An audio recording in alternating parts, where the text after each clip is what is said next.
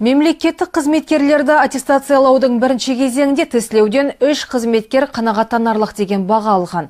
Аттестациялаудың толық қорытындысы шілде айының басында белгілі болмақ. Осы және ағымдағы жылдың басынан бері мемлекеттік қызмет және қызметтік әдеп заңнамасы саласындағы жол берілген заң бұзушылықтар туралы орталық коммуникациялар қызметінде хабарланған болатын. Толығырақ келесі бейнематериалда. Биылғы жыл бойынша Б корпусының 3200 мемлекеттік қызметшісі аттестациядан өтіпті. Бар жоғы 2 сағаттың ішінде 220 сұраққа жауап беріп үлгеруі тиісті шенеуніктер өздеріне артылған сенімді ақтаған. 3163 қызметші тестілеуден өтті. Бүгінгі күні 6 қызметші ұзақ мерзімді іс-сапар, оқу және ауруына байланысты тестілеуден өтпеді. Облыстың 1055 қызметшілері заңнамаға сәйкес аттестаттаудан босатылған.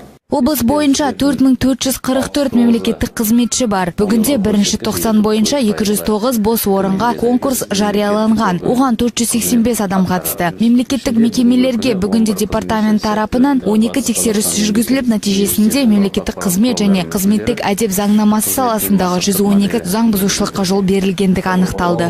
Конкурс қатысушыларынан бір орынға орташа үлес салмағы 1,3 адам, оның ішінде мемлекеттік органдарының мемлекеттік қызметшілері арасындағы конкурс бойынша 0,6, барлық мемлекеттік қызметшілер арасындағы конкурс бойынша 0,3 және